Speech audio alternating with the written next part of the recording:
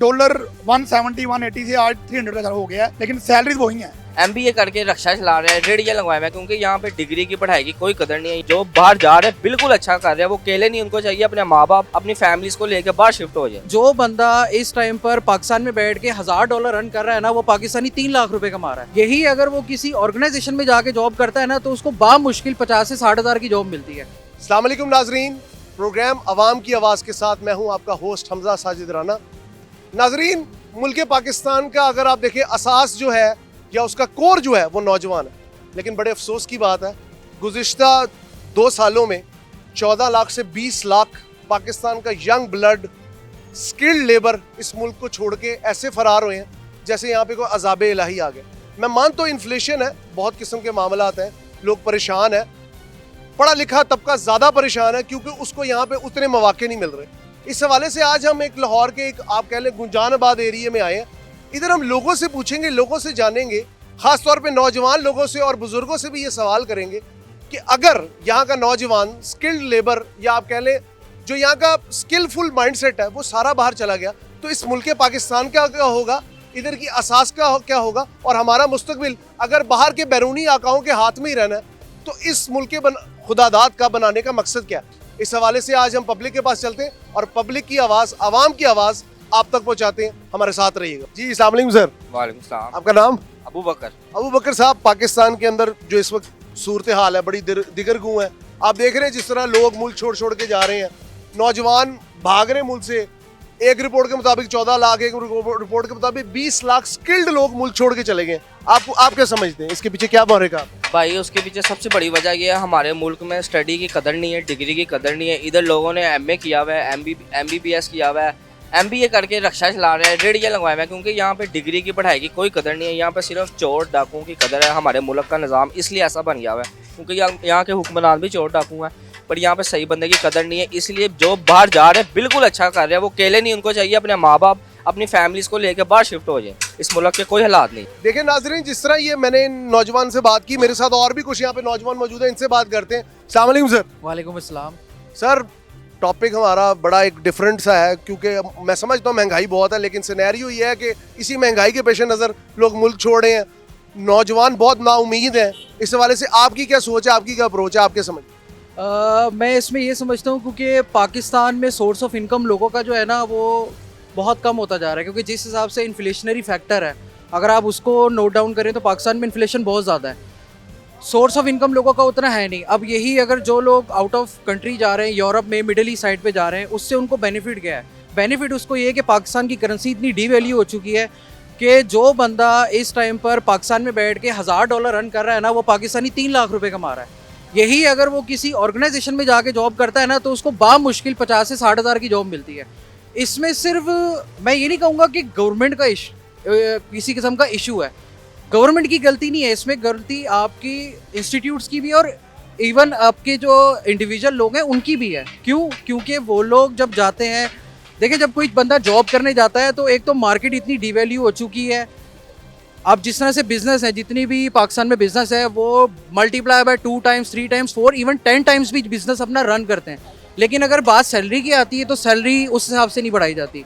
तो ये one of the reason है कि पाकिस्तान से लोग छोड़कर बाहर को प्रेफरेंस दे रहे हैं। क्यों? क्योंकि उन्होंने अपने बच्चों का फ्यूचर देखना है, अपने पेरेंट्स को अच्छा मेडिकल फैसिलिटेशन देनी है, प्लस उसके साथ साथ उन्होंने अपने बच्चों के फ्यूचर के साथ साथ अपने लाइफस्टाइल को बेहतर करना है। तो ये एक रीज़न है। अच्छा, एक और मुझे चीज़ बताएं कि अगर आप ये सारे मुहर्रिकात तो डिस्कस कर रहे हैं, लेकिन क्या कोई ऐसी एक बात है कि नौजवानों ने क्या दिल में बिठा ली है बात कि हमने मुल्क छोड़ना ही छोड़ना?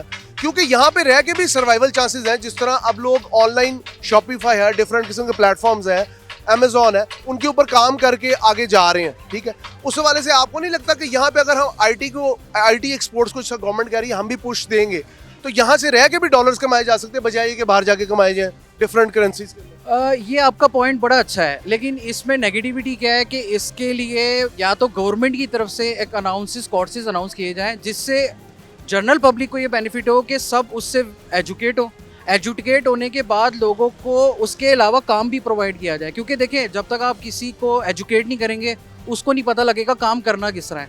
और जो इंस्टीट्यूट इस पर ऑलरेडी वर्किंग कर रहे हैं तो वो ऑलरेडी आपको पेड क्लासेस दे रहे हैं, और एक नौजवान बंदा जो एक नॉर्मली 40-50 हज़ार कमाने वाला है, वो अपने घर के अखराजात पूरे करेगा, 50 हज़ार का बिल देगा, उसमें से तो फिर वो क्लासेस के लिए पैसे कहाँ से निकालेगा? फिर अगर मैं बात करूँगा, वो अपनी घर की जो ज़रूरियात हैं वो कहाँ से पूरा करेगा? बड़े अफसोस की बात है जी, लम्हा फिक्री है। सर, आप काफ़ी देर से मेरी ये सारी डिबेट सुन रहे हैं, क्या समझते हैं? सबसे पहले अपना नाम बताएं। माजिद अहमद। माजिद साहब, क्या समझते हैं? ब्रेन ड्रेन होता कंट्री, एक तो थर्ड वर्ल्ड भी है, ऊपर से ब्रेन ड्रेन भी है, सारी स्किल्ड लेबर बाहर जा रही है। What do you think about that? बिस्मिल्लाहिर्रहमानिर्रहीम। सबसे पहले तो यार आप ये देखें कि अगर आपकी सारी स्किल्ड बेस जितने भी हैं, उसमें से आपके जितनी भी जवान नस्ल है वो बाहर अगर जा रही है, तो उसके पीछे पर्पस क्या है? मेन सोर्स आपकी गवर्नमेंट है, ठीक है। आपके जो बड़े बड़े इदारे हैं, जो आपके ब्यूरोक्रेसीज है, ये सब इसमें इन्वॉल्व हैं। क्यों इन्वॉल्व हैं? कि देखें, हर किसी को प्रायोरिटी नहीं मिलती। अगर कोई स्किल्ड बेस अगर आगे आना चाहता है, कोई अपने उस पे स्कॉलर पे मेरिट पे आगे आना चाहता है, तो हमारी गवर्नमेंट में बहुत से ऐसे इदारे हैं, बहुत से लोग ऐसे हैं जो उनको पीछे हटा के उनके ऊपर पैर रख के बकायदा आगे बढ़ जाते हैं, ठीक है। उनको उनकी स्किल की कदर नहीं मिलती, ठीक है, सबसे बड़ी बात। दूसरी बात, उनको उसके मुतबादिल कोई उजरत नहीं मिलती, कोई ऐसी चीज़ नहीं मिलती जिससे वो आगे सर्वाइव कर सकें, ठीक है। तो इसलिए वो कोई और वे आउट देख के जब उनको वहाँ पे एक रिप्यूट मिलती है, उनको एक इज्जत दी जाती है, उनके काम को, उनकी कदर को पहचाना जाता है, तो जाहिर बात है अगर मेरी जगह आप होंगे तो आप भी जाहिर बात उस चीज़ को प्रेफरेबल करेंगे और आप उधर मूव ऑन हो जाएंगे। जी, मेरे साथ एक और शहरी मौजूद है, इनसे बात करते हैं। अस्सलाम वालेकुम। वालेकुम अस्सलाम। सर, आपका गुड नेम? मजहर भट्ट। मतलब साहब, क्या काम करते हैं? मैं फार्मास्यूटिकल में होता हूँ, जो है वो मेडिकल रिप्रेजेंटेटिव हूँ। Medical representative. अच्छा सर, आपसे ये बात बहुत अच्छे तरीके से हो सकती है। ऑब्वियसली आप एजुकेटेड भी हैं, साथ स्किल्ड भी हैं, मार्केटिंग करते हैं। पाकिस्तान की ऑलमोस्ट 90% या 100% मैं कहूँगा स्किल्ड लेबर बाहर का रुख कर रही है, ठीक है।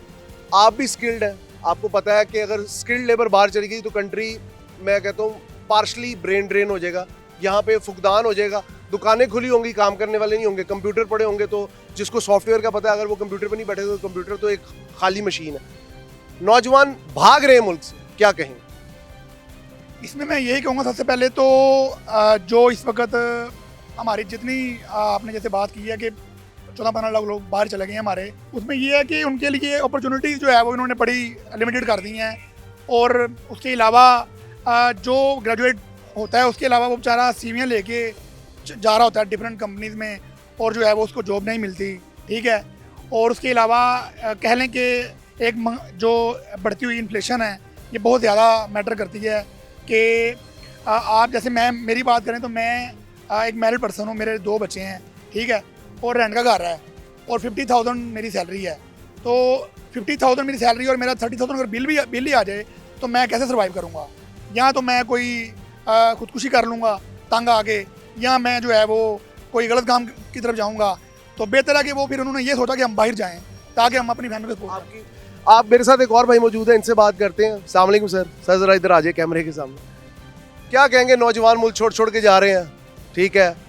मेरे पास तो मतलब अल्फाज का ज़ख़ीरा भी ख़त्म हो गया कि जिस तरह एक जगह पूरी लॉट, पहले ये होता था कि कोई एक जाता था बाहर और सारा घर करता था, अब पूरी फैमिलीज लेके लोग जायदाद बेच के शिफ्ट हो रहे हैं। क्या ये अलमी है? इसकी फ़िक्र, इसकी सोच कैसे आएगी हमारे? इसमें ये है कि सर वो हर इंसान का अपना टेम्परामेंट वगैरह होता है कि उनको यहाँ पे रह के जितने भी ये क्राइसिस वगैरह हैं उनको फेस करना चाहिए। और ज़ाहिर बात है, बाहर जाना भी आसान नहीं है, बहुत मुश्किल है, इधर से ज़्यादा मुश्किल है बाहर जाना। हर बंदा वहाँ पे जाके सक्सेसफुल नहीं हो रहा, तो ठीक है अपने प्लीज़ यहाँ पे ऐड करना चाहूँगा, आपने भी क्वेश्चन किया ना कि जो अगर हम मेहनत बाहर करते हैं, यहाँ पे क्यों नहीं? आप बिलीव करें कि यहाँ पे हमारे जितने नौजवान हैं बड़ी मेहनत कर रहे हैं, लेकिन उस लिहाज से क्या कह रहे हैं आप? पे आउट नहीं है उसका, उस लिहाज से सैलरी नहीं है। अब हम 2 टाइम निकलते हैं दिन में, सुबह 9 to 2 PM, फिर दरमियान में फ्री, फिर शाम में 7 to 11 PM। हमारी सैलरी 50,000 है और हमारा बिल ही खाली 30,000 आ रहा है।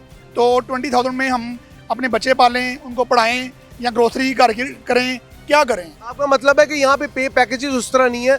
अच्छा, इसके पीछे आप करेंसी डिवैल्यूएशन को किस तरह देखते हैं? बहुत ज़्यादा फैक्टर है इसके अंदर हमारी करेंसी डिवैल्यू का, क्योंकि आप देखें कि डॉलर 170 180 से आज 300 का हो गया है, लेकिन सैलरीज वही हैं, मतलब सैलरीज उस तरह नहीं बढ़ रही। नहीं बढ़ रही, ठीक है। महंगाई 12% से 4% हो गई है, लेकिन सैलरी हमारी वही है। जी, अस्सलाम वालेकुम सर। वालेकुम सलाम। आपका good name sir? Shoaib Ahmed. Shoaib sahab, नौजवान नस्ल जिससे मुल्क चलता है, सब कुछ सारे मामला नौजवानों से ही होते हैं, ठीक है। वो सब पाकिस्तान छोड़ के जा रहे हैं। एक रिपोर्ट के मुताबिक 14 लाख चलेंगे, एक रिपोर्ट के मुताबिक 20 लाख चलेंगे। अभी मैं गैर कानूनी की तो बात ही नहीं कर रहा, जो डंकी लगा के अपनी जान समंदरों में डाल के कहीं गर्क हो गए, कहीं पहुंच गए। क्या कहेंगे इस सूरत हाल के हवाले? जिस मुल्क में महंगाई इतनी हो उसे किसने रुकना है यार। मेरे भाई मुझे एक चीज़ बताएं, आप अभी ऑफ द कैमरा कह रहे थे कि आप भी चले हैं, आप इतने ज़्यादा डिसहार्ड क्यों? बेरोजगारी की वजह से यार, इधर है ही कुछ नहीं है इस टाइम। रोजाना हर चीज़ का रेट बढ़ रहा है, हर चीज़ का रेट बढ़ रहा है, कोई चीज़ भी चले जाओ रेट बढ़ रहा है। तो इधर कुछ भी नहीं है, इधर इतनी वो नहीं है, सैलरी नहीं है जितने अखराजात हैं करके। इधर आके बात करें प्लीज। के बाहर भी नहीं जाने दे रहे। किस तरह, मतलब आप इस बात को कैसे कहना? फॉर एग्जांपल अब दुबई में इस तरह हो गया है कि ये भिखारियों लोगों ने, हमारे पाकिस्तानियों ने इतने बुरे हालात कर दिए ना कि अब जाएंगे तो वो जाने नहीं दे रहे। पहली बात ये है कि वीज़ा लेंगे तो 2-3 हज़ार दिरहम होना चाहिए पास, होटल बुकिंग होनी चाहिए, ठीक है। रिटर्न टिकट, पहले डेमी टिकट चल जाते थे, जिनके पास पैसे नहीं होते थे वो डेमी टिकट करवा के चले जाते थे, लेकिन अब टिकट ओरिजिनल होनी चाहिए, ठीक। एक बात ये होगी, और दूसरी बात अगर कोई जॉब के लिए जा रहा है ना तो उसको जॉब नहीं मिलेगी। आपका कहने का मकसद है मुल्क पाकिस्तान का इमेज इस हद तक बदनाम हो गया कि बाहर जाने के लिए भी आपको एक मतलब आसान काम नहीं है। आपका नाम? कासिम मेरा नाम है, मैं जिला नारवल का रहने वाला हूँ। आप क्या कहना चाह रहे हैं कि ये जो नौजवान मुल्क से बाहर जा, मेरा एक मिनट। बच्चे माशाल्लाह पढ़ते थे, हमारे फ्री में भी पढ़ते थे, गवर्नमेंट जो बुक्स वगैरह देती है अब वो भी नहीं है। अब जो पेंसिल वगैरह है 15 रुपये की पेंसिल लेती हूँ, अगर मुझे तकरीबन 15 दिन पहले मैंने ली, वो 30 रुपये की मुझे मिली है। 50 वाली कापी 100 रुपये की मिली है मुझे। मतलब बच्चों का पढ़ना मुश्किल हो गया तो मुल्क में रहना तो बहुत दूर की बात। 2 बच्चे मेरे पढ़ते हैं, जहाँ पे आगे मैं 3000 या 4000 के बजट में अपने बच्चों का रखा हुआ था, अब वही 8 से 9 हज़ार हो गया।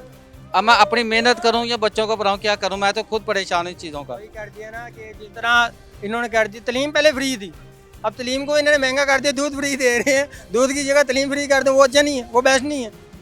अब दूध में भी ये होगी करप्शन, लाजिम होगी, ये आपको भी पता है। ये 100% क्या करेंगे? फॉर एग्जाम्पल 1 लीटर दूध दे दिया प्रिंसिपल को कि बच्चों में बांट दो, वो क्या करेगा? आधा लीटर निकालेगा, 1.5 लीटर पानी डाल देगा, वो मिक्स करके आगे टीचरों को दे देगा, टीचर भी अपने हिस्सा निकालेंगे, उसमें पानी डालेंगे, वो बच्चों में बांट देंगे। जी मेरे साथ एक यहाँ पे शहरी मौजूद है, इनसे बात करते हैं। अस्सलाम वालेकुम सर। वालेकुम अस्सलाम जी। सर आपका गुड नेम? मलक जाहिदुल हसन।